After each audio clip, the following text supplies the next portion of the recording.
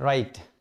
Hello everyone, once again I welcome all of you in Gateway Classes. तो कैसे हैं आप सभी लोग? आई होप कि आप सभी अच्छे होंगे और आपकी पढ़ाई भी एकदम अच्छी चल रही होगी। My name is Mahendra Singh Tomar और मैं आपको पढ़ा रहा हूं बीटेक फर्स्ट ईयर का सब्जेक्ट जिसका नाम है फंडामेंटल्स ऑफ मैकेनिकल इंजीनियरिंग। तो as per new syllabus 22-23 BTech first year का जो सब्जेक्ट है हमारा फंडामेंटल्स ऑफ मैकेनिकल इंजीनियरिंग, उसके यूनिट नंबर 1 का नाम है इंट्रोडक्शन टू मैकेनिक्स। और मैकेनिक्स के ऑलरेडी हम 5 लेक्चर्स कर चुके हैं। आज होने वाला है lecture number 6 of unit number 1 और इस लेक्चर में जो टॉपिक हम डिस्कस करने वाले हैं that is stress and strain. And my dear students, ये जो टॉपिक है आपका स्ट्रेस एंड स्ट्रेन, ये पहले भी था, यानी कि जो इसके पहले के सीरीज चल रही थी उसमें भी था ये टॉपिक। और अभी जो आपकी नई सीरीज आई है as per new syllabus that is B series, Bombay series, इसमें भी ये टॉपिक है। राइट। तो काफी सारे क्वेश्चंस यहां से पूछे जाते हैं हमेशा एग्जाम के अंदर। काफी इंपॉर्टेंट टॉपिक है ये यूनिट नंबर 1 का। तो जैसा कि आप यहां पर देख सकते हैं ये सिलेबस जो कि मैंने आपको जब हमने यूनिट नंबर 1 को स्टार्ट किया था, लेक्चर नंबर 1 में भी मैंने आपको ये सिलेबस दिखाया था। सिलेबस को देखना बहुत इंपॉर्टेंट होता है क्योंकि वैरायटी ऑफ टॉपिक्स बहुत ज्यादा होते हैं। तो आपको टॉपिक्स जो है ना सिलेबस को देख करके आपको अपनी पढ़ाई करनी है ना। अगर आप चाहते हैं कि कम टाइम में आप ज्यादा स्कोर कर सकें, कम समय में आप ज्यादा टॉपिक्स को कवर करें, तो कैसा करना है आपको भटकना नहीं है, आपको सिलेबस के हिसाब से ही चलना है। तो ये टॉपिक्स हैं, ये वाला इसका फर्स्ट पार्ट है यूनिट नंबर 1 का, जो कि हम ऑलरेडी 5 लेक्चर में कवर कर चुके हैं। जैसे फोर्स क्या होता है, मोमेंट क्या होता है, कपल क्या होता है, and principle of transmissibility, Varignon's theorem, resultant of forces, concurrent, non concurrent, coplanar, non coplanar, ये सारी चीजें हम लोग ऑलरेडी डिस्कस कर चुके हैं। Right. Types of load, point load, UDL, UVL, and hinge और रोलर सपोर्ट, और हमने इसके अलावा फिक्स सपोर्ट भी पढ़ी थी। और my dear students, free body diagram हम देख चुके हैं, और इक्विलिब्रियम इक्वेशन, 3 इक्वेशंस मैंने आपको बताई हुई हैं। और सपोर्ट पर हम रिएक्शंस कैसे कैलकुलेट करते हैं, कितनी रिएक्शंस आती हैं, हर एक टॉपिक को हम देख चुके हैं। मतलब इसमें कुछ थ्योरी है, कुछ डेरिवेशंस हैं और कुछ न्यूमेरिकल्स भी हैं, है ना। तो हमने थ्योरी, डेरिवेशंस और न्यूमेरिकल्स एकदम डिटेल में डिस्कस कर लिए हैं। कहने के लिए तो यहां पर मैं और 8-10 लेक्चर ले सकता हूं इसमें, लेकिन जरूरत नहीं है। जितना आपको जरूरत है सिलेबस के हिसाब से मैंने सारा टॉपिक्स जो है आपको कंप्लीट करा दिए। जितना सिलेबस आपको कवर कराया गया है वहीं से क्वेश्चंस मिलेंगे एग्जाम के अंदर, चिंता नहीं करने के, ठीक है। अब जो हमारा नेक्स्ट वाला इसका जो सेकंड पार्ट है दिस वन, इसमें हम लेंगे लगभग 2 या 3 लेक्चर।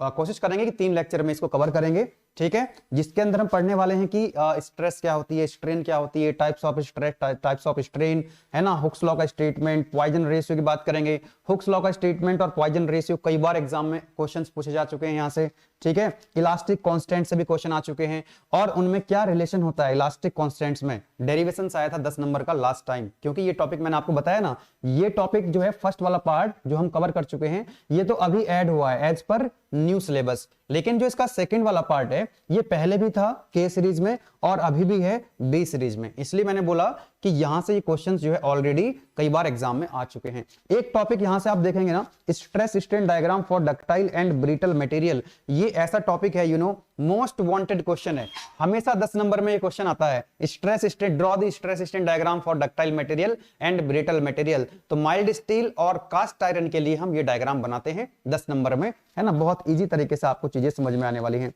तो लेक्चर नंबर 6 में हम कौन कौन से टॉपिक्स हैं जो डील करने वाले हैं, डिस्कस करने वाले हैं। आज का हमारा टारगेट है, आज हम समझेंगे कि स्ट्रेस क्या होती है, देन टाइप्स ऑफ स्ट्रेस, जैसे कि नॉर्मल स्ट्रेस क्या होती है, शेयर स्ट्रेस क्या होती है। इसी तरह से हम समझेंगे स्ट्रेन और स्ट्रेन के टाइप्स, है ना। हुक्स लॉ का स्टेटमेंट देखेंगे, पॉइजन रेशियो क्या होता है, और बात करेंगे इलास्टिक कांस्टेंट्स क्या है, कितने इलास्टिक कांस्टेंट्स होते हैं, उनको हम कैसे डिफाइन करते हैं। तो बहुत ही इंपॉर्टेंट टॉपिक है एग्जाम पॉइंट ऑफ व्यू से, ठीक है। तो वीडियो लेक्चर को स्टार्ट करने से पहले मैं आपको बता देना चाहूंगा, एक्चुअली जो हमारे स्टूडेंट्स हैं यूट्यूब के अंदर पढ़ रहे हैं और बहुत सारे बच्चे एप्लीकेशन के अंदर भी पढ़ रहे हैं, तो उनका क्वेश्चन ये है कि और जो बचे हुए सब्जेक्ट हैं उनको भी जल्दी से लॉन्च कर दीजिए। एक्चुअली हम सब्जेक्ट तो लॉन्च करने वाले थे बहुत पहले, लेकिन हम अपनी जो क्वालिटी है, जिस क्वालिटी की वजह से बच्चे एप्लीकेशन के अंदर पढ़ रहे हैं और बहुत अच्छा फीडबैक मिल रहा है ना, तो हम क्वालिटी को कॉम्प्रोमाइज नहीं करना चाहते थे और इसीलिए बहुत सारी फैकल्टी के डेमो हुए। लेकिन अभी फैकल्टी कुछ सब्जेक्ट की फाइनल हो पाई हैं, कुछ सब्जेक्ट की फाइनल नहीं हुई हैं। तो पहले मैं आपको बता देता हूं जिनको नहीं पता है कि कौन कौन से कोर्स हमने लॉन्च कर रखे हैं जो कि अभी रनिंग में है ना। एक तो यही है आपका लाइक का फंडामेंटल्स ऑफ मैकेनिकल इंजीनियरिंग, है ना, ये यूट्यूब के अंदर भी है और एप्लीकेशन के अंदर भी आपको मिलता रहेगा। ठीक है, इसके अलावा जो आपका दूसरा सब्जेक्ट है that is very very important subject है, जिसको बीटेक फर्स्ट ईयर सेमेस्टर 1 के सभी स्टूडेंट्स पढ़ रहे हैं, दैट इज इंजीनियरिंग मैथमेटिक्स 1, जिसको गुलशन सर पढ़ा रहे हैं, बेसिक से एकदम एडवांस तक लेकर के जाएंगे। ठीक है ना, 70 आउट ऑफ 70 आप स्कोर कर सकते हैं, 100% मार्क्स लेकर के आ सकते हैं आप, लेकिन आपको गुलशन सर को फॉलो करना होगा। ठीक है ना, क्योंकि कुछ क्वेश्चंस देखो, पहले गुलशन सर क्या करते हैं, एकदम बेसिक फंडामेंटल्स आपको बताते हैं, कॉन्सेप्ट समझाते हैं, उसके बाद कुछ क्वेश्चंस कराते हैं जिसके अंदर AKTU के प्रीवियस ईयर के क्वेश्चंस इंक्लूड होते हैं। ठीक है, फिर उसी के जैसे क्वेश्चंस आपको गुलशन सर प्रोवाइड कराते हैं प्रैक्टिस के लिए, वो प्रैक्टिस क्वेश्चंस आपको जरूर करने हैं। ठीक है, अगर आप गुलशन सर को फॉलो करेंगे तो डेफिनेटली आप जो है 70 आउट ऑफ 70 100% मार्क्स लेकर के आ सकते हैं। एक और सब्जेक्ट है हमारा तीसरा, दैट इज इलेक्ट्रिकल इंजीनियरिंग, है ना, लोकेंद्र सर आपको पढ़ा रहे हैं, एकदम कूल तरीके से आपको पढ़ाते हैं, आप लोगों ने देखा ही होगा एप्लीकेशन के अंदर भी कितना एंजॉय कर रहे हैं ना आप लोग। तो यूनिट इलेक्ट्रिकल इंजीनियरिंग भी हमारा चल रहा है, और मैथमेटिक्स 1 और इलेक्ट्रिकल इंजीनियरिंग दोनों की जो है दूसरी यूनिट हमारी कंप्लीट होने वाली है ना। इलेक्ट्रिकल इंजीनियरिंग में 8 लेक्चर आ चुके हैं यूनिट नंबर 2 के, 2 लेक्चर और आने हैं, दोनों लेक्चर रिकॉर्ड हो चुके हैं। आज एक लेक्चर मिल जाएगा आपको एप्लीकेशन के अंदर, और दूसरा लेक्चर, लास्ट लेक्चर जो होगा वो भी आपको कल मिल जाएगा, और ट्यूसडे को हमारी यूनिट नंबर 3 स्टार्ट हो जाएगी इलेक्ट्रिकल इंजीनियरिंग की एप्लीकेशन के अंदर। अब नेक्स्ट वाला जो क्वेश्चन है कि बाकी के सब्जेक्ट्स कब स्टार्ट करेंगे, है ना, काफी प्रेशर बच्चे बना रहे हैं, स्पेशली एप्लीकेशन वाले, है ना, क्योंकि वो काफी एंजॉय कर रहे हैं एप्लीकेशन के अंदर, राइट। तो एक्चुअली हम चाह तो ये रहे थे कि हम काफी पहले सब्जेक्ट स्टार्ट करें, लेकिन नहीं कर पा रहे थे। हाँ, इलेक्ट्रॉनिक्स इंजीनियरिंग की सबसे ज्यादा डिमांड आ रही थी बच्चों की तरफ से, तो इलेक्ट्रॉनिक्स इंजीनियरिंग के 3-4 लोगों के डेमो हुए हैं, हमने एक फैकल्टी को फाइनल किया है और 1 हफ्ते का समय उन्होंने मांगा है। तो उम्मीद कर रहे हैं कि जो नेक्स्ट, एक तो आज संडे है, कमिंग संडे आपको इलेक्ट्रॉनिक्स इंजीनियरिंग के लेक्चर्स मिलने लग जाएंगे। नेक्स्ट जो सब्जेक्ट है हमारा इंजीनियरिंग केमिस्ट्री, इसमें भी 2 लोगों के डेमो हुए थे, लेकिन जिनको हम लाना चाह रहे थे, है ना, उनसे हमारी बात चल रही थी, मैम है, बहुत दिनों से हम अप्रोच कर रहे थे, रिक्वेस्ट कर रहे थे मैम को, और फाइनली मैम ने हमारी रिक्वेस्ट जो है एक्सेप्ट कर ली है, और उम्मीद है कि इन दिस वीक आपको इंजीनियरिंग केमिस्ट्री के लेक्चर्स भी मिलने लग जाएंगे। ठीक है, बाकी के सब्जेक्ट्स ये 2 फाइनल हो चुके हैं हमारे, है ना। बाकी के जैसे इंजीनियरिंग फिजिक्स है, उसके अभी डेमो लेक्चर्स चल रहे हैं, कोई फैकल्टी फाइनल नहीं हुई, और जब तक हम फैकल्टी के डेमो लेक्चर से सेटिस्फाई नहीं होंगे तब तक हम फाइनल नहीं करेंगे। थोड़ा लेट हो सकते हैं, थोड़ा देरी से हम सब्जेक्ट को लॉन्च कर सकते हैं, लेकिन क्वालिटी के साथ हम कंप्रोमाइज नहीं करने वाले हैं। चलिए, तो ठीक है, फिर ये इंफॉर्मेशन थी जो मैंने आपको बता दी है। इलेक्ट्रॉनिक्स इंजीनियरिंग और इंजीनियरिंग केमिस्ट्री आपको इसी वीक से, कमिंग वीक से आपको मिलने लग जाएंगे लेक्चर्स। ओके, चलिए तो स्टार्ट कर रहे हैं अपना लेक्चर आज का, दैट इज स्ट्रेस क्या होती है, इससे स्टार्ट करेंगे। What is stress? My dear students, देखो एक डायग्राम से समझते हैं इसको। एक डायग्राम बनाता हूं मैं यहाँ पे। एक सॉलिड इलास्टिक बॉडी है ना, जैसे ये है ना, ये कोई बॉडी है, किसी मटेरियल की बनी हुई है, यस और no? Yes. My dear students, जब हम इस बॉडी के ऊपर, सॉलिड इलास्टिक बॉडी के ऊपर इस तरह से फोर्स लगाते हैं, मान लीजिए कोई वायर है आपके पास, कोई वायर है, कोई रॉड है, जब आप रॉड को इस तरह से खींचते हैं, किसी मेटल की रॉड है, जब इस मेटल की रॉड को आप इस तरह से खींचते हैं तो ये खिंचती नहीं है, या उसको आप ऐसे कंप्रेस करते हैं तो कंप्रेस नहीं होती है, क्योंकि जब आप बाहर से फोर्स लगा रहे होते हैं तो बॉडी के अंदर से भी एक फोर्स डेवलप होता है, इंटरनल रेजिस्टिंग फोर्स। वो इंटरनल रेजिस्टिंग फोर्स बॉडी को खींचने नहीं देता है, बॉडी को कंप्रेस नहीं होने देता है, और उसी इंटरनल रेजिस्टिंग फोर्स को हम क्या बोलते हैं? स्ट्रेस बोलते हैं। देखो तो यहां पर मैंने एक डायग्राम बनाया है।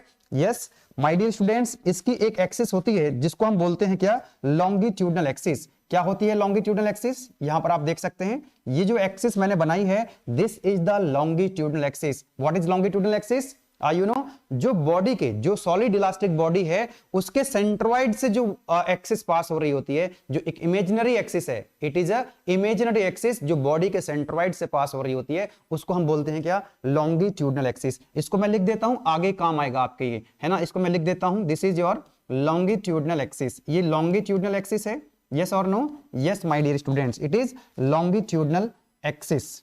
चलो जी, अब यहां पर ध्यान देना भाई, इस बॉडी के ऊपर मैंने क्या किया? लोड अप्लाई कर दिए। इस बॉडी के ऊपर लोड मैंने अप्लाई कर दिए, यानी कि एक इस तरफ फोर्स लगा दिया मैंने और एक फोर्स इस तरफ लगा दिया, मतलब दो equal magnitude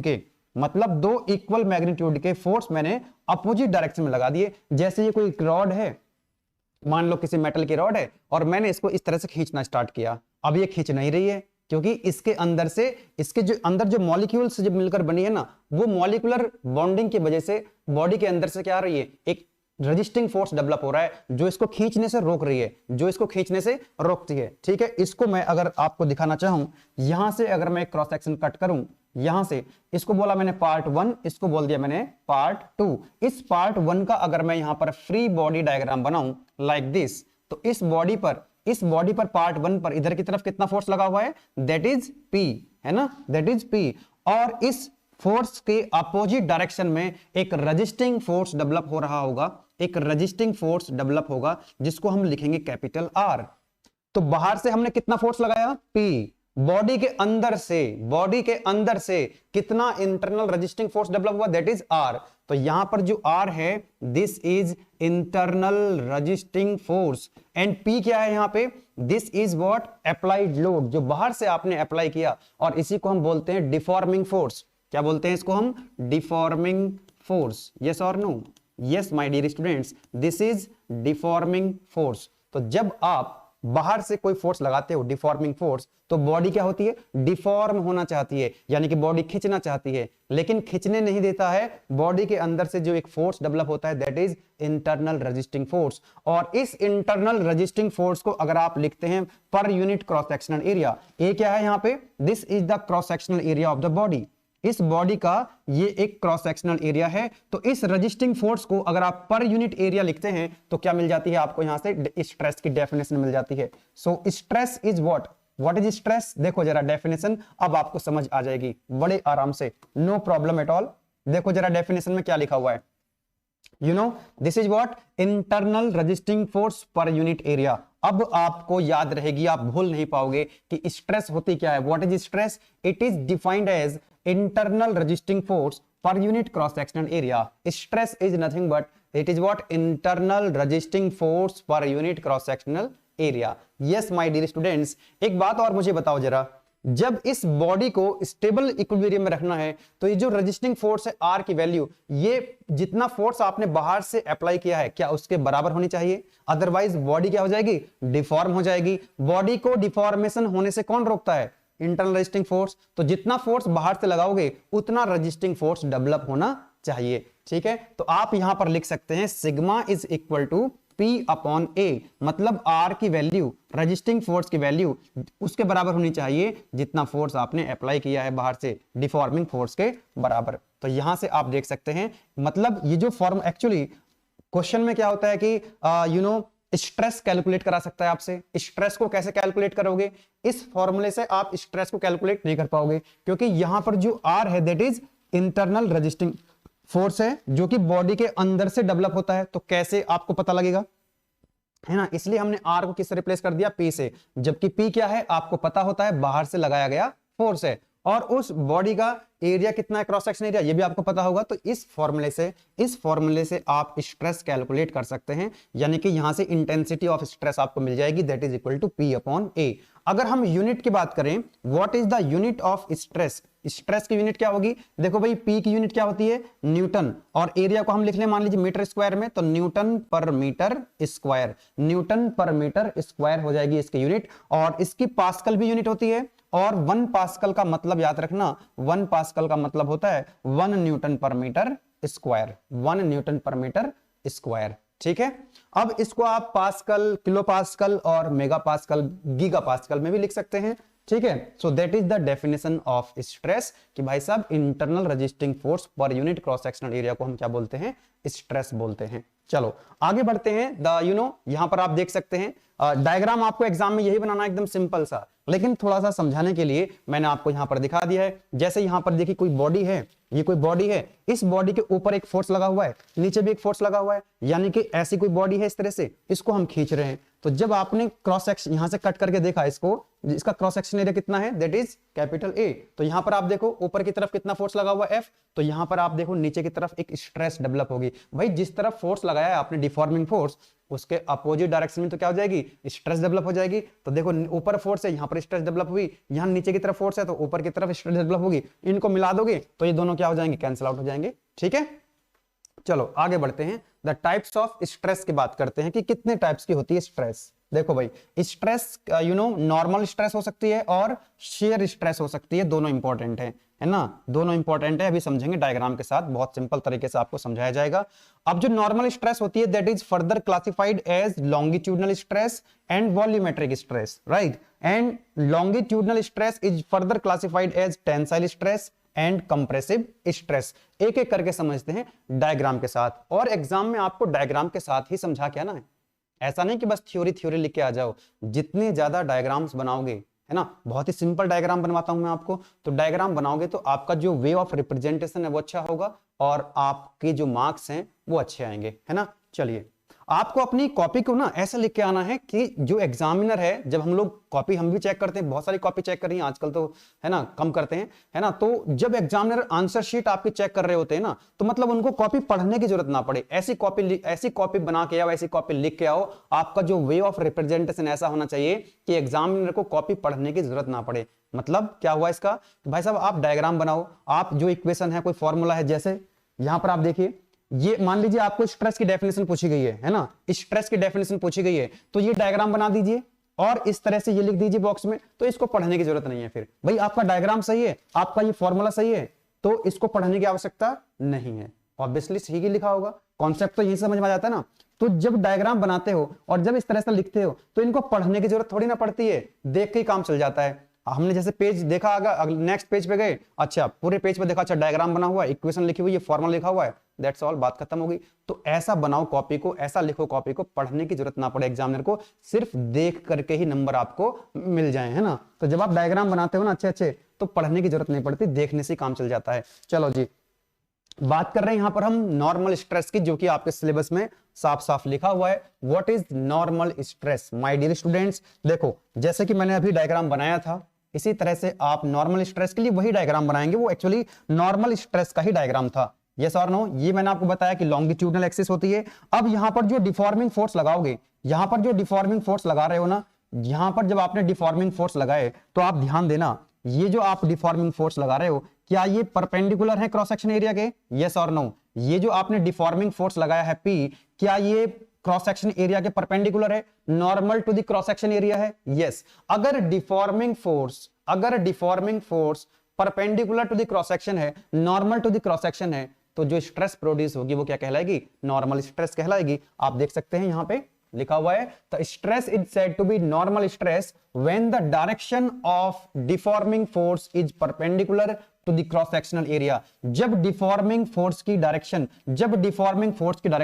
perpendicular to the cross sectional area होगी, तो हम जो स्ट्रेस प्रोड्यूस होगी क्या कहलाएगी, नॉर्मल स्ट्रेस कहलाएगी। और नॉर्मल स्ट्रेस को हम सिग्मा से लिखते हैं, है ना। तो यहां से सिग्मा कितना हो जाएगा, तो sigma will be equal to force upon area, यानी कि P अपॉन ए क्या हो गया यहां से आपका, that is the normal stress. Normal stress को हम सिग्मा से रिप्रेजेंट करते हैं, याद रखना। जब हम डेरिवेशंस ड्राइव करेंगे तो याद रखना नॉर्मल स्ट्रेस को हम लिखते हैं सिग्मा से। आगे बढ़ते हैं, नेक्स्ट है आपका टेंसाइल स्ट्रेस। देखो भाई, टेंसाइल स्ट्रेस भी किसके अंदर आती है, नॉर्मल स्ट्रेस के अंदर ही आती है। तो फिर से आपका वही डायग्राम बन जाएगा, बोलो यस और नो। टेंसाइल स्ट्रेस किसके अंदर आती है, टेंसाइल स्ट्रेस आती है नॉर्मल स्ट्रेस के अंदर, और लॉन्गिट्यूडनल स्ट्रेस के अंदर ही आती है। तो लॉन्गिट्यूडनल स्ट्रेस का मतलब क्या है, एक बार यहां पर देखो जरा, यस, इस डायग्राम को जरा देखो, ये देखो नॉर्मल स्ट्रेस मैंने आपको बताया, नॉर्मल स्ट्रेस के अंदर क्या है, लॉन्गिट्यूडनल स्ट्रेस है। कौन सी स्ट्रेस है, लॉन्गिट्यूडनल। लॉन्गिट्यूडनल के अंदर क्या आती है, टेंसाइल और कंप्रेसिव। तो मैंने क्या बोला आपको कि ये जो आप डायग्राम देख रहे हैं, ये जो एक्सिस है, ये कौन सी एक्सिस है, लॉन्गिट्यूडनल एक्सिस है, बताया था पहली स्लाइड में। अब यहां पर जो फोर्स लगेंगे वो कौन सी डायरेक्शन में होंगे, तो लॉन्गिट्यूडनल डायरेक्शन में, लाइक दिस, यस और no, yes my dear students. तो यहां पर देखो दो फोर्स लगाने हैं, बात कर रहे हैं हम यहां पर किसकी, टेंसाइल फोर्स की बात कर रहे हैं, है ना, सॉरी टेंसाइल स्ट्रेस की। टेंसाइल स्ट्रेस कब प्रोड्यूस होगी, जब दो फोर्स लगे होंगे, है ना, P इधर लगेगा और P इधर लगेगा। माय डियर स्टूडेंट्स, जब दो फोर्स होते हैं, दोनों इक्वल मैग्नीट्यूड के होते हैं, दोनों अपोजिट डायरेक्शन में होते हैं और टेंसाइल नेचर के हैं, तो कौन सी स्ट्रेस प्रोड्यूस होगी, टेंसाइल स्ट्रेस प्रोड्यूस होगी। When a structural member is subjected to two equal, देखो एक ये फोर्स है, ये फोर्स है, दोनों का मैग्नीट्यूड कितना है, P है, दो फोर्स हैं और दोनों इक्वल हैं, and opposite tensile forces, opposite हैं और ये टेंसाइल हैं, है ना, अपोजिट है भाई, ये इधर लगा हुआ है, ये इधर लगा हुआ है, और पुलिंग नेचर के हैं, पुलिंग नेचर के हैं मतलब टेंसाइल नेचर के हैं, पुलिंग नेचर मतलब टेंसाइल नेचर। तो जब टेंसाइल नेचर के, पुलिंग नेचर के, पुलिंग नेचर के, टेंसाइल नेचर के दो फोर्स इक्वल मैग्नीट्यूड के अपोजिट डायरेक्शन में लग रहे होते हैं, तो जो स्ट्रेस प्रोड्यूस होती है that stress will be known as tensile stress, है ना, क्योंकि नॉर्मल स्ट्रेस के अंदर ही, इसलिए सिग्मा से लिखेंगे। अब क्योंकि ये टेंसाइल है तो क्या लिखेंगे इसको, टेंसाइल को लिखेंगे टी, यानी sigma T is equal to what, that is equal to P upon A. ये हो जाएगी आपकी my dear students, this is what, this is you know tensile stress. बताइए कोई कंफ्यूजन नहीं है। चलो इसी तरह से हम समझ सकते हैं क्या, कंप्रेसिव स्ट्रेस को कुछ नहीं करना है, वही डेफिनेशन याद रखो जो अभी आपने टेंसाइल की याद करी थी, सब कुछ वही रहेगा, लेकिन यहां पर जो फोर्सेस होंगे वो क्या होंगे, आपके कंप्रेसिव नेचर के होंगे। कैसे नेचर के होंगे, कंप्रेसिव, लॉन्गिट्यूडनल एक्सिस है और यहां पर आपने फोर्स लगा दिए, कौन से, कंप्रेसिव नेचर के, इस बार कंप्रेसिव नेचर के होंगे, towards this body, towards the cross section, इधर की तरफ लग रहे होंगे, है ना, अंदर की तरफ। बोलो यस और नो, ये कौन सा नेचर है, देखो पहले कैसे फोर्स लगे थे, लाइक दिस, इस तरह से, पुलिंग नेचर के, पुलिंग नेचर के, इस बार है पुशिंग नेचर के। जैसे आप देखते हैं कई बार डोर पे लिखा रहता है ना पुल और पुश, जब पुल लिखा रहता है तो आप उसको खींच के खोलते हो डोर को, और जब पुश लिखा रहता है तो आप धकेलते हो उसको, कंप्रेस करते हो लाइक दिस। तो इस बार देखो दो फोर्स हैं, अभी भी दो फोर्स हैं, P और P इक्वल मैग्नीट्यूड के हैं और अपोजिट डायरेक्शन में अभी भी हैं, पहले भी अपोजिट डायरेक्शन में थे, अभी भी, पहले ऐसे थे एक दूसरे दूर जा रहे थे, इस बार एक दूसरे के पास आ रहे हैं, पहले एक दूसरे से दूर जा रहे थे, इस बार एक दूसरे के पास आ रहे हैं, ठीक है ना, इस बार एक दूसरे से, यहां पर देखो ना, ये देखो पहले एक दूसरे से दूर जा रहे थे अपोजिट डायरेक्शन में, इस बार एक दूसरे के पास आ रहे हैं, अभी भी तो अपोजिट डायरेक्शन में आ रहे हैं, यस और नो, और ये कंप्रेसिव नेचर के हैं, है ना, ये कैसे हैं, कंप्रेसिव नेचर के हैं। तो यहां से जो स्ट्रेस प्रोड्यूस होगी वो कौन सी होगी, कंप्रेसिव स्ट्रेस पढ़ सकते हैं। तो when structural member is subjected to two equal and opposite compressive forces, the stress produced is called compressive stress. तो सिग्मा सी लिखेंगे यहां पे, सिग्मा सी का मतलब है compressive stress, that is equal to P upon A. Yes और no, yes my dear students. पहली definition में और इस डेफिनेशन में केवल एक ही वर्ड का चेंज हुआ है, कहां पे, यहां पर लिखा है देखो कंप्रेसिव, और यहां पर लिखा था क्या, टेंसाइल, इतना ही फर्क है, इससे ज्यादा कोई फर्क नहीं है, बस एक वर्ड चेंज करना है। इस डेफिनेशन को याद करो, टेंसाइल वाली को, ठीक है, कंप्रेसिव में क्या करना है, केवल एक वर्ड चेंज करना है, कंप्रेसिव, बाकी सब कुछ वही है। वहां पर हमने सिग्मा टी से लिखा था, यहां पर हमने इसको सिग्मा सी से लिखा है। आगे बढ़ सकते हैं। Yes my dear students, now what is volumetric stress.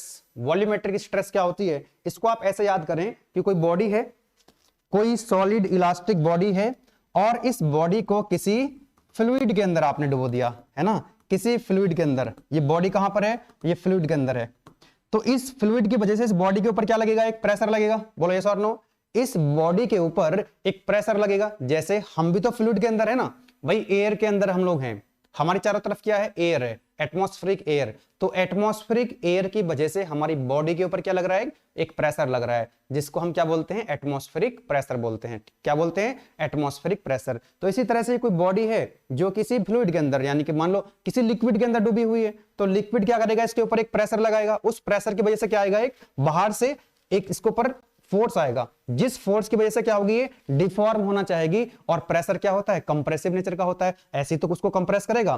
तो इस तरह से प्रेशर की वजह से क्या होगी, चारों तरफ, हर तरफ से क्या हो रही होगी, ये कंप्रेस हो रही होगी। जब ये कंप्रेस होगी तो डिफॉर्म होना चाहेगी, और डिफॉर्मेशन के अगेंस्ट इस बॉडी के अंदर से एक इंटरनल रेजिस्टिंग फोर्स डेवलप होगा, जिसको हम क्या बोलेंगे, स्ट्रेस बोलेंगे। और यहां पर इस स्ट्रेस को हम क्या बोल पाएंगे, that is known as volumetric stress, क्योंकि इसके पूरे वॉल्यूम में यहां पर आपको चेंज देखने के लिए मिलेगा। ठीक है, तो याद ऐसे रखना है कि जब भी क्वेश्चन, जब भी दिमाग में आएगा वॉल्यूमेट्रिक स्ट्रेस, तो समझ लेना कोई बॉडी है और वो किसी लिक्विड में, किसी फ्लूइड में डूबी हुई है। ठीक है, वहां पर प्रेशर की बात हो रही है, किसकी बात हो रही है, प्रेशर की। और आप सभी जानते हैं कि जो प्रेशर होता है वो हर डायरेक्शन में क्या होता है, सेम होता है, हर डायरेक्शन में सेम प्रेशर की इंटेंसिटी इसके ऊपर लग रही होगी। और इस वॉल्यूमेट्रिक स्ट्रेस को हम बल्क स्ट्रेस के नाम से भी जानते हैं, बल्क स्ट्रेस के नाम से भी जानते हैं। और ये नॉर्मल स्ट्रेस के अंदर ही आती है, इसीलिए हम इसको सिग्मा से लिखते हैं, और बी का मतलब वॉल्यूमेट्रिक।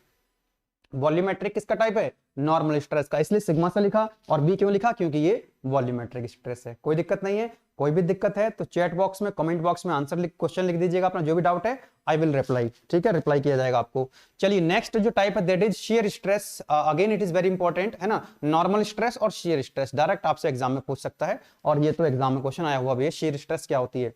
तो अभी तक हम बात कर रहे थे कि अगर नॉर्मल फोर्स लगा हुआ है तो नॉर्मल स्ट्रेस प्रोड्यूस होगी क्रॉस सेक्शन एरिया के। देखो ये कोई बोर्ड है ना, ये बोर्ड है, ये बोर्ड का सरफेस है। अगर ये परपेंडिकुलर है, फोर्स कैसा है? परपेंडिकुलर टू द सरफेस है। परपेंडिकुलर टू द सरफेस अगर फोर्स लगा हुआ है, नॉर्मल फोर्स है, तो स्ट्रेस कौन से प्रोड्यूस हुई थी? नॉर्मल। लेकिन फोर्स कैसा हो सकता है? इस बोर्ड के पैरेलल भी तो हो सकता है, लाइक दिस, यस और नो, ऐसा भी तो फोर्स हो सकता है। तो जब टेंजेंशियल फोर्स, उसको बोलते हैं टेंजेंशियल फोर्स, तो जब किसी बॉडी के ऊपर टेंजेंशियल फोर्स लगता है ना, ये हो गया देखो normal, this is the normal और this is the what? Tangential. तो अगर टेंजेंशियल फोर्स लगेगा तो कौन सी स्ट्रेस प्रोड्यूस होगी? शेयर स्ट्रेस प्रोड्यूस होगी। तो यहां पर आप देख सकते हैं A B C D E F, एक ब्लॉक है और इस ब्लॉक के ऊपर एक टेंजेंशियल फोर्स यहां पर लगा हुआ है, आप देख सकते हैं, this is the tangential force. तो टेंजेंशियल फोर्स की वजह से जो स्ट्रेस प्रोड्यूस होगी that will be known as shear stress. तो आप देख सकते हैं यहां पर, तो stress produced by a force which is tangential to the surface of a body is known as shear stress, is known as shear stress। Tangential force लगा हुआ है तो शेयर स्ट्रेस यहां पर प्रोड्यूस होगी। डायग्राम आप बना सकते हैं, सिंपल सा डायग्राम है, ओके। कैलकुलेट कैसे करेंगे इसको? कैलकुलेट कैसे करते हैं? देखिए शेयर स्ट्रेस को हम टाउ से लिखते हैं, शेयर स्ट्रेस को हम टाउ से लिखते हैं, टाउ, ठीक है। तो टाउ क्या होगा यहां पर आप देख सकते हैं, तो that is equal to force upon area, yes और नो। फोर्स कितना है? That is equal to P, और एरिया कितना है? कौन सा एरिया लोगे? कि जिस प्लेन पर, जिस सरफेस पर ये फोर्स लगा हुआ है ना, तो ये फोर्स कहां पे लगा हुआ है? यस और नो, यहां पर लगा हुआ है, ये वाला एरिया। तो ये एरिया कैसे आएगा? देखो ये वाली डायमेंशन आपको दे रखी है, कितनी है? L, तो ये डायमेंशन हो जाएगी आपकी L, यस और नो, ओके। ये डायमेंशन कितनी है? This dimension is H and this is what? B। तो भाई साहब इसका एरिया निकालना है आपको, तो B इंटू L हो जाएगा। तो ये हो जाएगा tau stress that is force upon area, force हो गया P, और एरिया कितना हो जाएगा? B into L। कोई दिक्कत वाली बात नहीं है, यस और नो। तो यहां पर आप देख सकते हैं शेयर स्ट्रेस जो कि टाउ से लिखते हैं, and that is tangential force upon area of the face DCFE, DCFE, इसका एरिया कितना हो जाएगा? That is equal to B into L। तो इस तरह से आप यहां से क्या लिख सकते हैं? शेयर स्ट्रेस को लिख सकते हैं with the help of diagram. आगे बढ़ा जाए, कोई दिक्कत नहीं है भाई। नॉर्मल फोर्स है, अगर फोर्स नॉर्मल है, क्रॉस सेक्शन एरिया के नॉर्मल फोर्स लगा हुआ है तो नॉर्मल स्ट्रेस प्रोड्यूस होगी जिसको हम सिग्मा से लिखेंगे। अगर टेंजेंशियल फोर्स लगा हुआ है तो शेयर स्ट्रेस प्रोड्यूस होगी जिसको हम टाउ से लिखेंगे। आगे बढ़ें तो this is all about the types of stress. Now come to the strain. What is strain? देखो जब हम किसी बॉडी के ऊपर फोर्स लगा रहे होते हैं, एक बार फिर से मैं डायग्राम बनाता हूं, yes my dear students, okay. एक बार हम फिर से डायग्राम बना रहे हैं, दिस वन। मान लीजिए कि जो डायग्राम मैंने बनाया है, दिस डायग्राम जो है ये कोई सर्कुलर बॉडी है, ऐसी समझ लीजिए जैसे ये पेन है, सर्कुलर क्रॉस सेक्शन का है। तो जब ये सर्कुलर क्रॉस सेक्शन की बॉडी है तो इसका कुछ डायमीटर होगा और इसकी कुछ लेंथ होगी। तो अभी तक हमने इस बॉडी के ऊपर कोई फोर्स अप्लाई नहीं किया है। अभी हमने, ये लॉन्गिट्यूडनल एक्सिस है हमेशा जैसे हम बनाते आ रहे हैं, यस माय डियर स्टूडेंट्स, अभी हमने इस बॉडी के ऊपर कोई भी लोड अप्लाई नहीं किया है। Before application of load, before application of load मान लेते हैं इसकी जो लेंथ है that is L, that is L, yes my dear students, इसकी लेंथ हमने मान ली L है, ओके। नाउ इसका डायमीटर मान लेते हैं D, D is the original diameter before application of load. अब इसके ऊपर फोर्स अप्लाई करते हैं, मान लेते हैं कि हमने टेंसाइल फोर्स यहां पर अप्लाई करे, लाइक दिस। इधर की तरफ एक फोर्स लगा दिया और इधर की तरफ भी हमने एक फोर्स लगा दिया, मतलब इस बॉडी को हम पुल कर रहे हैं, मतलब खींच रहे हैं, यस और नो। जैसे ये कोई एक रॉड है, इसको हमने खींचना स्टार्ट किया, इसको हमने खींचना स्टार्ट किया, तो क्या होगी? इसकी लेंथ इंक्रीज होगी और इसका डायमीटर डिक्रीज होगा। फाइनली बॉडी की जो शेप होगी कुछ ऐसी बन जाएगी, लाइक दिस। ध्यान दीजिएगा, बॉडी की जो शेप होगी फाइनली कुछ ऐसी बन जाएगी, यस और नो। मतलब इसकी जो लेंथ है वो इंक्रीज हो जाएगी और डायमीटर क्या होगा? इसका डिक्रीज हो जाएगा, yes my dear students, okay. तो ये हो गया आपका दिस वन, लेंथ इसकी इंक्रीज होगी।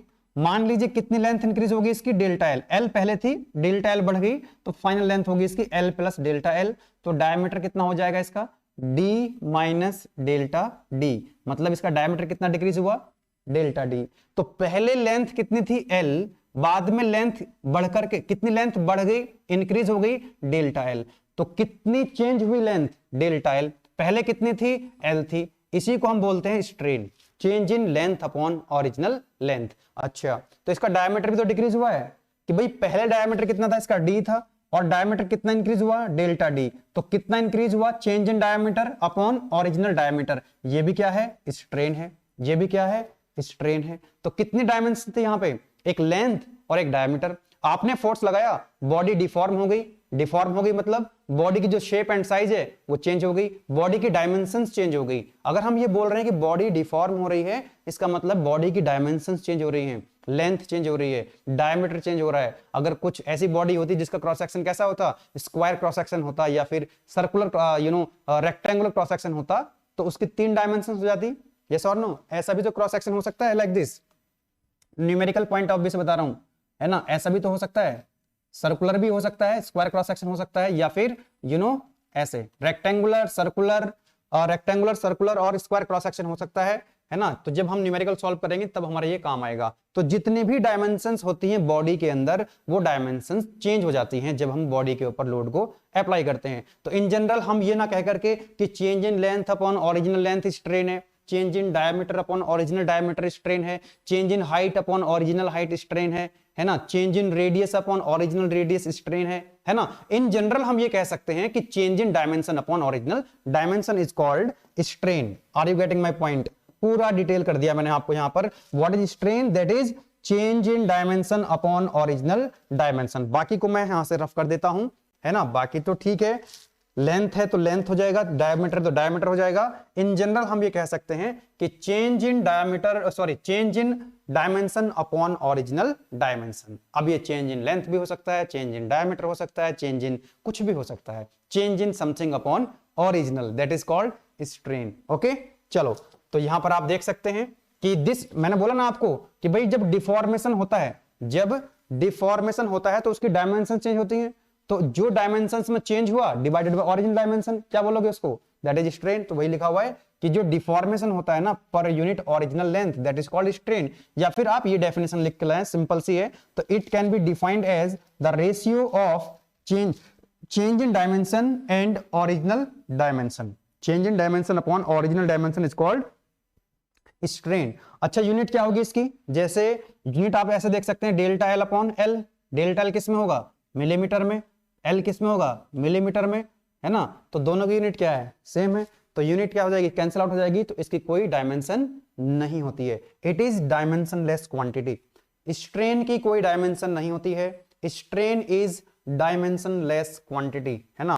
तो ये नोट्स आपको मिल ही जाते हैं, इसमें कोई दिक्कत वाली बात नहीं है। टेलीग्राम चैनल, व्हाट्सएप ग्रुप पर आपको ये सारी चीजें मिल जाएंगी। नीचे व्हाट्सएप ग्रुप का, टेलीग्राम चैनल का लिंक आपको दिया हुआ है। गेटवे क्लासेस का जो एप्लीकेशन है वहां पर भी ये सारे नोट्स आपको मिलते हैं, है ना। जो बच्चे एप्लीकेशन के अंदर है उनको वीडियो लेक्चर के साथ साथ नोट्स मिलते रहते हैं, ठीक है। तो यहां पर हमने लिख दिया है कि जो स्ट्रेन है दैट इज डायमेंशनलेस क्वांटिटी, इसके अंदर छुप गया है ना। चलो आगे बढ़ते हैं। द टाइप्स ऑफ स्ट्रेन की अगर हम बात करें तो एक होता है आपका नॉर्मल स्ट्रेन, एक होता है आपका नॉर्मल स्ट्रेन, और दूसरा होता है आपका शेयर स्ट्रेन। जैसे स्ट्रेस के टाइप पढ़े थे हमने। अब नॉर्मल स्ट्रेन के अंदर भी लॉन्गिट्यूडनल स्ट्रेन और लेटरल स्ट्रेन होता है। चलो पढ़ लेते हैं इसको, नॉर्मल स्ट्रेन और नॉर्मल स्ट्रेन और शेयर स्ट्रेन। ओके, देखो जैसे मैंने आपको बताया था कि जो आपका नॉर्मल स्ट्रेस होता है उसको सिग्मा से लिखते हैं, नॉर्मल स्ट्रेस को हम सिग्मा से लिखते हैं, नॉर्मल स्ट्रेन को लिखेंगे हम एप्सिलॉन से, है ना। यहां लिख देते हैं, स्ट्रेन को हम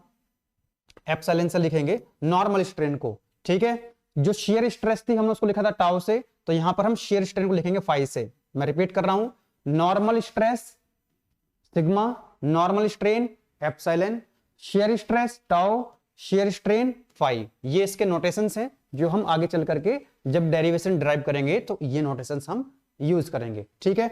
अब देखो जब नॉर्मल फोर्स रहेगा, जब नॉर्मल फोर्स लगेगा तो नॉर्मल स्ट्रेन प्रोड्यूस होगी, जब टेंजेंशियल फोर्स लगेगा तो शेयर स्ट्रेन प्रोड्यूस होगी, जैसे कि स्ट्रेस में मैंने आपको बताया था अभी।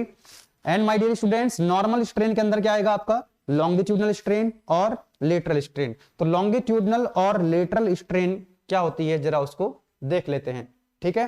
देखो तो longitudinal strain and lateral strain, longitudinal strain and lateral strain difference समझना, इसके लिए भी मैं जल्दी से एक डायग्राम बना देता हूं आपके लिए फिर से।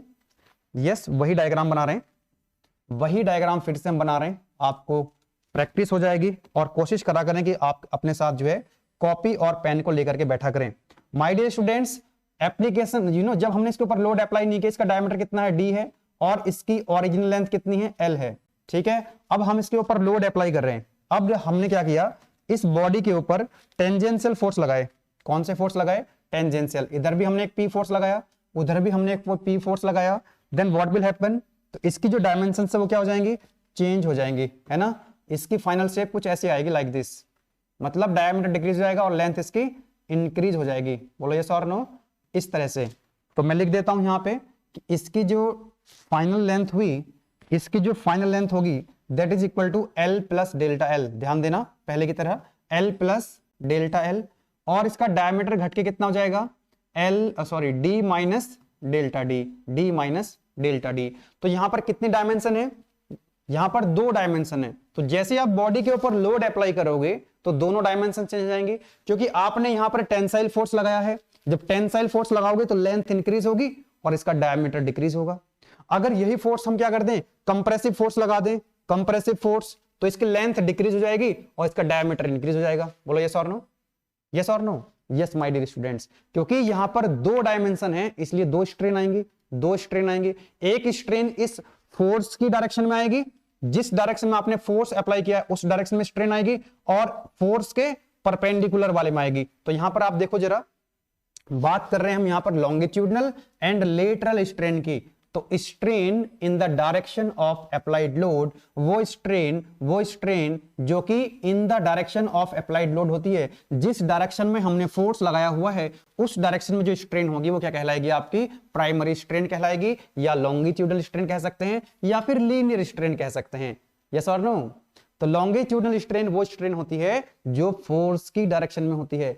फोर्स की डायरेक्शन में कौन सी डायमेंशन है, that is L, that is what, L. तो change in length upon original length, यहां पर देखो change in length upon original length क्या हो गई आपकी, लॉन्गिट्यूडनल स्ट्रेन है। देखो यहां पे this is what, longitudinal strain. Longitudinal strain is what, change in length upon original length. Longitudinal का मतलब है वो स्ट्रेन जो फोर्स की डायरेक्शन में है। फोर्स की डायरेक्शन में क्या है, लेंथ, तो change in length upon original length, delta L upon L. जो फोर्स के परपेंडिकुलर डायरेक्शन में है वो हो जाएगी लेटरल। लेटरल का मतलब होता है क्या, लेटरल का मतलब होता है परपेंडिकुलर। तो यहां पर देखो, strain in the perpendicular direction, strain in the perpendicular direction of applied load, जिस डायरेक्शन में फोर्स लगा हुआ है उसके परपेंडिकुलर डायरेक्शन में जो स्ट्रेन होगी that will be known as lateral strain, जिसको हम ट्रांसवर्स स्ट्रेन के नाम से भी जानते हैं। तो इसके फोर्स ये है, इधर ऐसे लगा हुआ है, इसके परपेंडिकुलर क्या है, डायमीटर है। तो change in diameter upon original diameter, change in dimension upon original dimension, यानी कि change in diameter upon original diameter क्या हो जाएगा आपका, लेटरल स्ट्रेन हो जाएगा। क्या हो जाएगा, लेटरल स्ट्रेन। आई होप कि ये कॉन्सेप्ट आपको समझ में आ गया होगा कि जिस डायरेक्शन में फोर्स है उस डायरेक्शन में जो स्ट्रेन होगी that is known as longitudinal strain, that is also known as linear और प्राइमरी स्ट्रेन। फोर्स के परपेंडिकुलर डायरेक्शन में जो आपकी स्ट्रेन होगी that will be known as lateral strain. चलो आगे बढ़ते हैं। जब ये दोनों चीजें आपको समझ में आ जाएंगी तो एक आगे कॉन्सेप्ट आएगा हमारा पॉइजन रेशियो का। पॉइजन रेशियो को हम म्यू से लिखेंगे और क्या हो जाएगा वो, that is lateral strain upon longitudinal strain. मैं रिपीट करूं, ये याद रखना, मैं डायरेक्ट लिख दूंगा वहां पे, इस डायग्राम को दोबारा नहीं बनाऊंगा, यहीं से आपको रेफरेंस ले लेना है कि भाई लेटरल स्ट्रेन और लॉन्गिट्यूडनल स्ट्रेन का जो रेशियो होता है that is called Poisson ratio, है ना। क्या बोलते हैं उसको हम, पॉइजन रेशियो। तो कितना हो जाएगा, लेटरल स्ट्रेन कितनी है, delta D upon delta L upon L, ऐसे करके मैं लिखूंगा, आप समझ जाइएगा। ओके चलो आगे बढ़ा जाए। यस माय डियर स्टूडेंट्स, आगे बढ़ते हैं। बात कर ली हमने यहां पर लेटरल स्ट्रेन की और लॉन्गिट्यूडनल स्ट्रेन की। नेक्स्ट आता है आपका वॉल्यूमेट्रिक स्ट्रेन। याद करो, मैंने बोला था आपको जब हमने पढ़ा था क्या, वॉल्यूमेट्रिक स्ट्रेस तो सिग्मा वी से लिखा था, और यहां पर हम एप्सिलॉन वी से क्या लिखेंगे, वॉल्यूमेट्रिक स्ट्रेन को लिखेंगे। तो जब भी बात आती है वॉल्यूमेट्रिक स्ट्रेस की या वॉल्यूमेट्रिक स्ट्रेन की तो समझ जाइएगा कि बॉडी जो है किसी फ्लूइड के अंदर है, बॉडी जो है किसी फ्लूइड के अंदर है। जैसे यहां पर आप देख सकते हैं ये कोई बॉडी है, सॉलिड इलास्टिक बॉडी है, कहां पर है, किसी फ्लूइड के अंदर है, और उस फ्लूइड की वजह से क्या लगेगा, इसके ऊपर एक प्रेशर लगेगा, और इस प्रेशर की वजह से, बाहर से जो प्रेशर की वजह से फोर्स आएगा, बॉडी कंप्रेस होना चाहेगी, बॉडी कंप्रेस होना चाहेगी, यानी कि बॉडी का जो वॉल्यूम है वो चेंज होना चाहेगा। मान लो पहले इसका वॉल्यूम कितना था, मान लो पहले इसका वॉल्यूम था कितना, v, इस बॉडी का जो ओरिजिनल वॉल्यूम है v है, और चेंज हुआ कितना वॉल्यूम v, तो change in volume upon original volume का जो रेशियो होता है that is called volumetric strain. आप देख सकते हैं द चेंज इन वॉल्यूम पर unit volume is called volumetric strain epsilon v। बोलो यस और no, yes my dear students. तो change in volume upon original volume जो होता है आपका क्या कहलाता है, स्ट्रेन कहलाता है। ओके, यस और नो। तो यहां पर आप देख सकते हैं लिखा हुआ है change in volume upon original volume, change in volume upon original volume, delta B upon V is called volumetric strain. चलो आगे बढ़ते हैं। नेक्स्ट है आपका शेयर स्ट्रेन। जब मैंने बोला था आपको कि भाई साहब जब नॉर्मल फोर्स लगता है तो नॉर्मल स्ट्रेस प्रोड्यूस होती है, नॉर्मल स्ट्रेन प्रोड्यूस होती है। बोलो यस और नो। जब टेंजेंशियल फोर्स लगता है ना, जब टेंजेंशियल फोर्स लगता है तो कौन सी स्ट्रेस प्रोड्यूस हुई थी, शेयर स्ट्रेस, और कौन सी स्ट्रेन आएगी, शेयर स्ट्रेन आएगी। यस और नो। तो यहां पर हमको लगाना है क्या, टेंजेंशियल फोर्स। ओके, तो हमने एक ब्लॉक कंसीडर कर लिया यहां पे, जिसका नाम भी हम दे सकते हैं A B C and this is D. इसको यहां से हमने निचले वाला जो सरफेस है इसको यहां से हमने फिक्स कर दिया, इसको हमने यहां से फिक्स कर दिया। क्योंकि बात हो रही है शेयर स्ट्रेन की, तो हम यहां पर टेंजेंशियल फोर्स लगाएंगे। तो यहां पर ऊपर वाले प्लेन पर, ऊपर वाले सरफेस पर हम क्या लगा रहे हैं, यहां पर हम लगा देते हैं क्या, शेयर टेंजेंशियल फोर्स, है ना। इसको आप लिख सकते हैं P या F। तो हमने यहां पर P जो है टेंजेंशियल फोर्स लगाया। अब देखो यहां से तो फिक्स है, यहां से फिक्स है, और यहां से आप फोर्स लगाओगे तो ये ऐसे टिल्ट होगा। यस और नो, ऐसे टिल्ट हो जाएगा, थोड़ा सा टिल्ट होगा कि नहीं होगा ऊपर से। तो फाइनल जो शेप होगी इसकी, क्या फाइनल शेप कुछ इस तरह से आ जाएगी। क्या आप समझ सकते हैं इस बात को, जो पॉइंट डी है वो आगे खिसक जाएगा, पॉइंट सी आगे खिसक जाएगा, लेकिन पॉइंट ए और बी वहीं रहेंगे क्योंकि निचले वाला जो सरफेस है दैट इज फिक्स। बोलो यस और नो। तो यहां पर आप देख सकते हैं फाइनल जो शेप आएगी इसकी वो कुछ इस तरह से आएगी, ये हो जाएगा डी डैश और ये हो जाएगा सी डैश। बोलो यस और नो। इस तरह से बॉडी क्या हो गई, टिल्ट हो गई। तो यहां से जो है एंगुलर डिफॉर्मेशन आपको देखने के लिए मिलेगा, जिसको हम लिखेंगे फाई से। This angular deformation is what, phi. Actually अभी हम इससे पहले बात करें तो मान लो कोई वायर है ना, ये कोई वायर है और आपने इधर की तरफ इसको खींचा P फोर्स से, इधर भी आपने P फोर्स से खींचा, तो इसकी लेंथ पहले कितनी थी L, बाद में कितनी होगी इसकी, L plus delta L।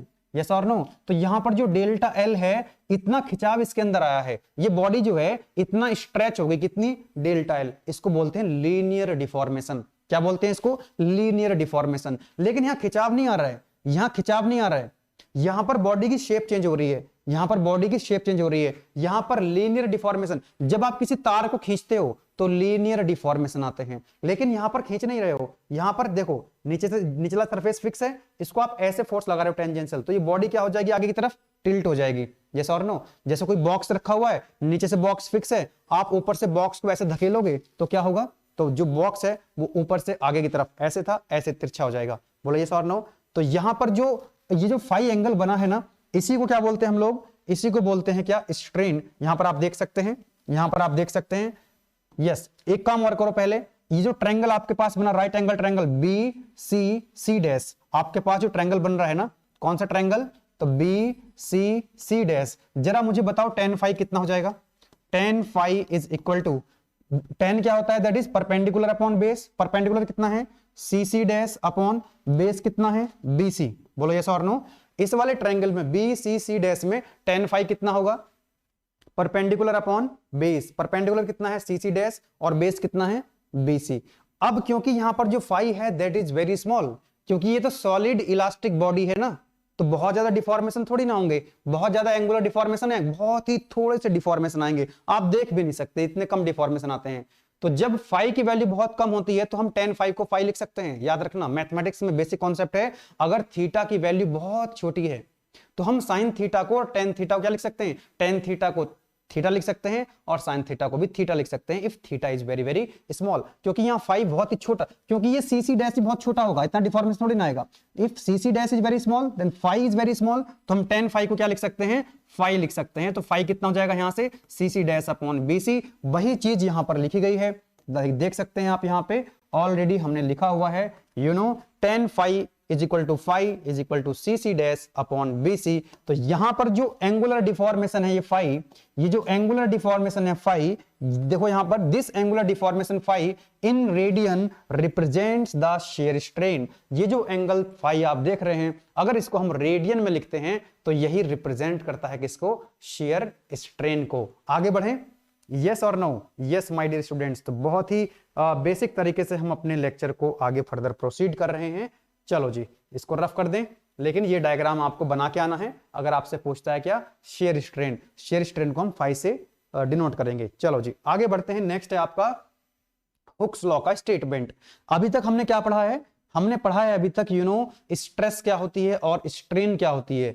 Stress और स्ट्रेन में जो रिलेशन बताया था वो है हुक्स लॉ। तो हुक्स लॉ ने बेसिकली क्या दिया है हमको, स्ट्रेस और स्ट्रेन में एक रिलेशन दिया है। आप देख सकते हैं यहां पर लिखा हुआ है, hooks law states that when a material is loaded within proportional limit. अगर किसी मटेरियल के ऊपर लोड लगा हुआ है विद इन प्रोपोर्शनल लिमिट, तो जो स्ट्रेस होगी that will be known as, stress will be directly proportional to strain. Mathematically हम देखें, जो स्ट्रेस है that is directly proportional to strain. Stress is directly proportional to strain. इसके लिए हम चाहें तो एक डायग्राम बना सकते हैं, अच्छा रहेगा। जैसा कि मैंने आपको बोला, अगर आपको अच्छे मार्क्स चाहिए एग्जाम में, एग्जामिनर से नंबर खींचने हैं, तो डायग्राम बना करके समझाना होगा, है ना। तो हम इसके लिए छोटा सा सिंपल सा डायग्राम बना सकते हैं, जो कि 5 सेकंड में डायग्राम बन जाता है। बोलो यस और नो। जैसे एक्स वाई डायग्राम बनाते थे, बोलो यस और नो।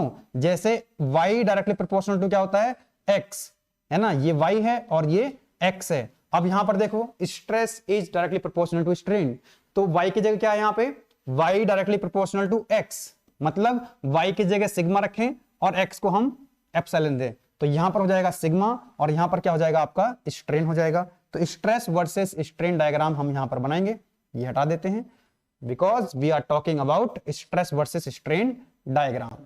ठीक है, चलिए राइट। तो स्ट्रेस जो है that is directly proportional to strain, that is directly proportional to strain. तो लाइन कैसी आएगी यहाँ पे, स्ट्रेट लाइन आएगी, बोलो यस और नो।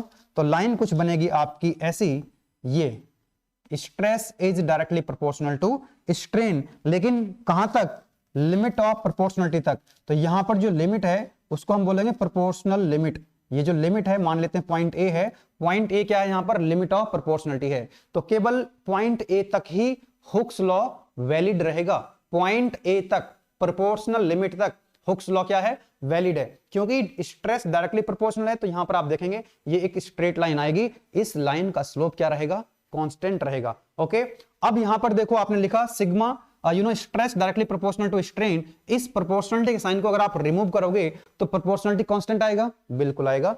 तो स्ट्रेस इज इक्वल टू एक प्रोपोर्शनलिटी कांस्टेंट आएगा जिसको हम कैपिटल ई से लिखेंगे, यस और नो। अब ये जो प्रोपोर्शनलिटी कांस्टेंट है कैपिटल ई, इसको, ये क्या है, एक प्रॉपर्टी है, सॉलिड मेटल की एक प्रॉपर्टी है ना, जिसको हम क्या बोलते हैं, यंग्स मॉडुलस। क्या बोलते हैं इसको, यंग्स मॉडुलस, यंग्स मॉडुलस बोलेंगे, या फिर हम बोलेंगे इसको modulus of elasticity, modulus of elasticity. ठीक है, यस और नो। कैपिटल ई जो है, जो प्रोपोर्शनलिटी कांस्टेंट है, देखो यहां लिख दिया है, where the constant of proportionality capital E is called Young's modulus और मॉडुलस ऑफ इलास्टिसिटी। ये सॉलिड मेटल की एक प्रॉपर्टी होती है, इट इज द प्रॉपर्टी। तो यहां से हम क्या लिख सकते हैं, capital E is equal to stress upon strain. ये है आपका हुक्स लॉ का स्टेटमेंट और एकेटीयू एग्जाम में आया हुआ है, पहले आया हुआ है एकेटीयू एग्जाम के अंदर, ये क्वेश्चन आपसे पूछा जा चुका है, हुक्स लॉ का स्टेटमेंट, है ना। यहां पर देखो मैंने लिखा भी है, 2 बार आया हुआ है क्वेश्चन। तो कैसे लिखेंगे आप, एक ऐसा डायग्राम बना देंगे, एकदम 2 सेकंड बन जाता है। And Hooke's law states that when a material is loaded within proportional limit, stress is directly proportional to strain. ठीक है, चलो आगे बढ़ते हैं। नेक्स्ट है आपका ये एमसीक्यू है। अगर आपने अभी तक आपने अगर बहुत ही सिंसियरली लेक्चर को अटेंड किया है तो आप इनका आंसर कर सकते हैं। इसका आंसर आप चैट बॉक्स में लिखें। कैसे नंबर डालेंगे, आप लिखेंगे आंसर, इसको हम लिख देते हैं, हमारा लेक्चर है 6, तो इसको हम लिख देते हैं 6.1। तो आप जब चैट बॉक्स में लिखेंगे ताकि मुझे पता लग जाए कि आप कौन से क्वेश्चन का आंसर कर रहे हैं, तो आप लिखेंगे आंसर 6.1, ऑप्शन लिख देंगे ए बी सी डी, है ना, जो भी इसका ऑप्शन है। मान लो अगर इसका ऑप्शन बी है तो बी लिखेंगे, सी है तो सी लिखेंगे, ऐसे करके यहाँ पे, ठीक है, इस तरह से। चलो इसी तरह से दूसरा क्वेश्चन है आपका कि the deformation per unit length in the direction of force is known as, क्या बोलते हैं, यहां भी ऑप्शन है तो इसको बोलते हैं 6.2, इसको बोल देते हैं 6.2। एमसीक्यू जो है एक सेकंड में आप इसका आंसर कर सकते हो, और चैट बॉक्स में जरूर लिख के बताना आप लोग, है ना। अगर आप इनका आंसर कर पा रहे हो इसका मतलब आप लेक्चर्स को समझ पा रहे हो, ठीक है जी। चलो जी आगे बढ़ते हैं। इलास्टिक कांस्टेंट्स की कौन कौन से इलास्टिक कांस्टेंट्स होते हैं, ठीक है। तो for homogeneous and isotropic material number of elastic constants are 4। कोई जरूरत भी नहीं है आपको याद रखने की होमोजीनियस मटेरियल आइसोट्रोपिक मटेरियल क्या होता है ना, कोई दिक्कत नहीं है। होमोजीनियस और आइसोट्रोपिक मटेरियल को अगर मैं समझाना स्टार्ट करूंगा तो आधा घंटा लगा सकता हूं इसमें, लेकिन आपके काम की चीज नहीं है। बस आपको ये याद रखना है कि 4 इलास्टिक कांस्टेंट्स होते हैं। कितने इलास्टिक कांस्टेंट्स होते हैं, 4। हमारे सिलेबस में 4 कांस्टेंट है ना। एक है हमारा पॉइजन रेशियो, जिसको हम म्यू से रिप्रेजेंट करेंगे, म्यू से डिनोट करेंगे, याद रखना। इसी को हम 1/m भी लिख सकते हैं, है ना। पॉइजन रेशियो को कई बार म्यू से रिप्रेजेंट करते हैं, कई बार इसको हम 1/m से भी डिनोट करते हैं, कई बुक में 1/m भी लिखा होता है। मॉडुलस ऑफ इलास्टिसिटी, जिसको हम यंग्स मॉडुलस के नाम से भी जानते हैं, और इसको हम लिखते हैं कैपिटल ई से। नेक्स्ट जो है modulus of rigidity, that is also known as modulus, shear modulus, जिसको हम कैपिटल जी से लिखते हैं। कई बार कई बुक में ये सी से भी लिखा जाता है, कैपिटल सी से। लास्ट टाइम जो डेरिवेशन आया था सी लिखा हुआ था इसको, यंग्स मॉडुलस ऑफ रिजिडिटी को, और म्यू को लिखा था इसने 1/m। तो एग्जाम में भी कई बार 1/m लिख के आ सकता है और जी को सी लिख के आ सकता है। लास्ट है आपका बल्क मॉडुलस, जिसको हम कैपिटल के से रिप्रेजेंट करते हैं, ठीक है। चलो आगे चलें। यस माय डियर स्टूडेंट्स, तो पहले देखेंगे हम पॉइजन रेशियो क्या होता है। तो मैंने अभी बताया था आपको लॉन्गिट्यूडनल स्ट्रेन और लेटरल स्ट्रेन। जो फोर्स की डायरेक्शन में स्ट्रेन होती है लॉन्गिट्यूडनल स्ट्रेन, जो फोर्स के परपेंडिकुलर डायरेक्शन होती है दैट इज लेटरल स्ट्रेन। तो लेटरल स्ट्रेन और लॉन्गिट्यूडनल स्ट्रेन का जो रेशियो होता है that is called Poisson ratio, है ना। देखो पॉइजन रेशियो क्या होता है, पॉइजन रेशियो जिसको हम म्यू से लिखते हैं। एक एटीयू एग्जाम में आ चुका है ऑलरेडी क्वेश्चन, क्या बोल रहा है कि it is defined as the ratio of lateral strain to the longitudinal strain. जब आप एग्जाम में जाएंगे तो स्केल का यूज करके इसको बॉक्स में बंद कर देंगे तो आपका प्रेजेंटेशन और अच्छा हो जाएगा। जो एग्जामिनर है वो इस लाइन पर ध्यान नहीं देगा, केवल इसके बॉक्स में ध्यान जाएगा और आपको नंबर जो है जल्दी से दे करके वो आगे निकलेगा। And Poisson ratio is dimensionless quantity, है ना। देखो अगर आप पिछले वाले डायग्राम से जो मैंने बनाया था उसको अगर आप बनाना चाहते हो तो ऐसा लिख सकते हो lateral strain upon longitudinal strain, ठीक है।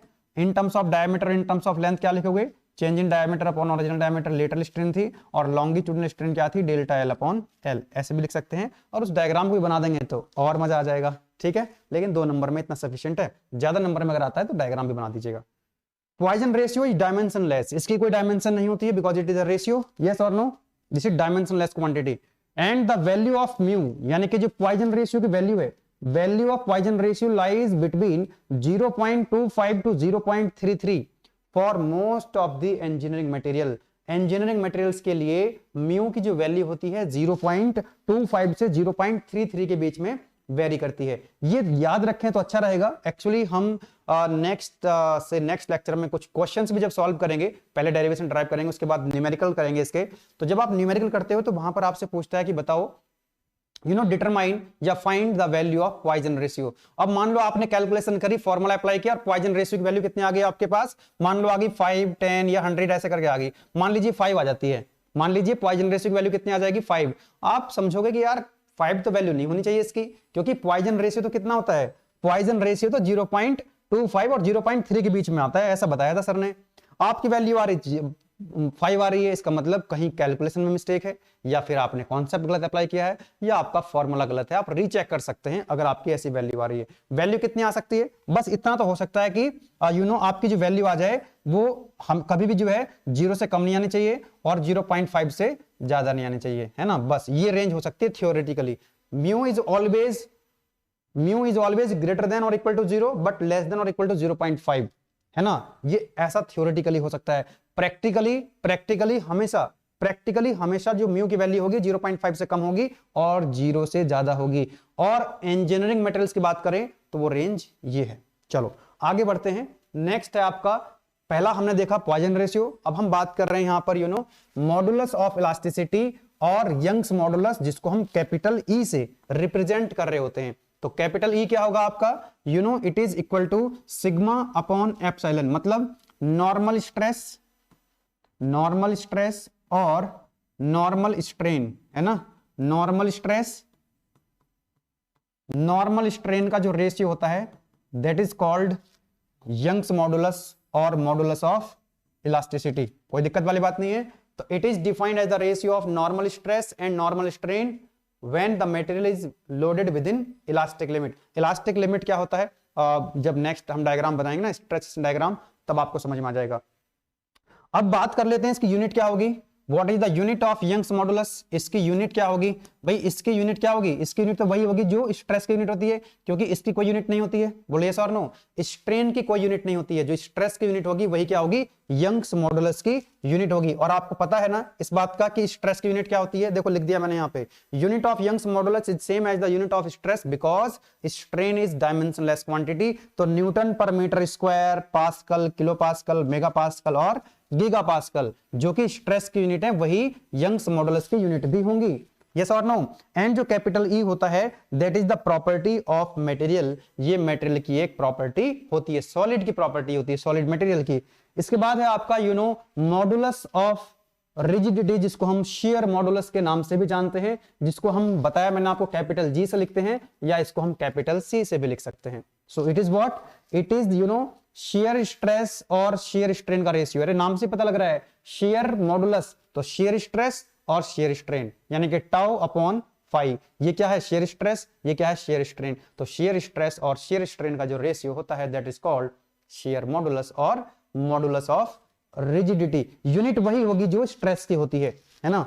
नेक्स्ट है आपका modulus, bulk modulus. Next is what, bulk modulus, जिसको हम कैपिटल के से लिखते हैं, और ये एग्जाम में क्वेश्चन पूछा भी गया है। तो हमने पढ़ा था वॉल्यूमेट्रिक स्ट्रेस और वॉल्यूमेट्रिक स्ट्रेन। तो वॉल्यूमेट्रिक स्ट्रेस और वॉल्यूमेट्रिक स्ट्रेन का जो रेशियो होता है that is called bulk modulus.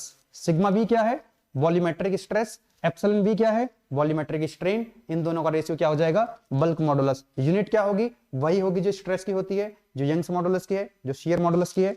तो यहां पर आपने देखा तीन चीजें आपने देखी यहां पे, है ना। कौन कौन सी, आपने देखा capital E that is Young's modulus, capital G shear modulus and capital K bulk modulus. ध्यान देना ये तीनों जो हैं, ये तीनों जो इलास्टिक कांस्टेंट्स हैं, ये स्ट्रेस और स्ट्रेन के ही रेशियो हैं।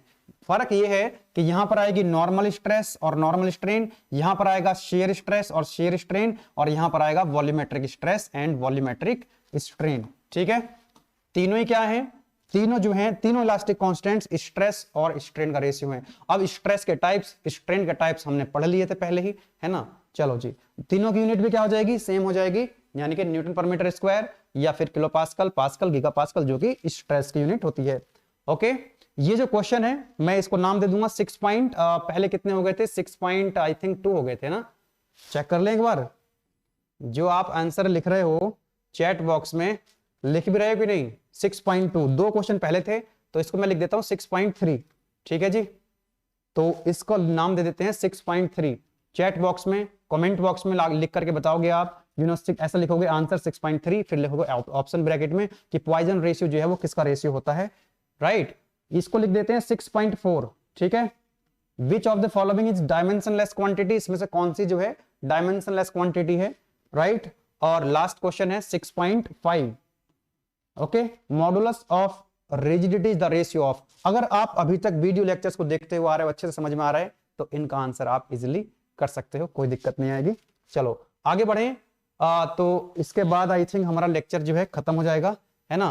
तो रिलेशन क्या होता है, अभी हमने पढ़ा ई, हमने क्या पढ़ा, हमने पढ़ा है अभी ई, के और म्यू, है ना। ये हम सबकी डेफिनेशन डिफाइन कर चुके हैं। तो इन तीनों में क्या रिलेशन होगा, किसमें, Young's modulus, bulk modulus and Poisson ratio. तो इनमें जो रिलेशन होता है that is E is equal to 3 times of K 1 minus 2 mu. ठीक है, relation between E G and mu, तो इनमें हो जाएगा capital E is equal to 2 times of G 1 plus mu. Okay, एक और रिलेशन होता है capital E is equal to 9kg upon 3k plus G।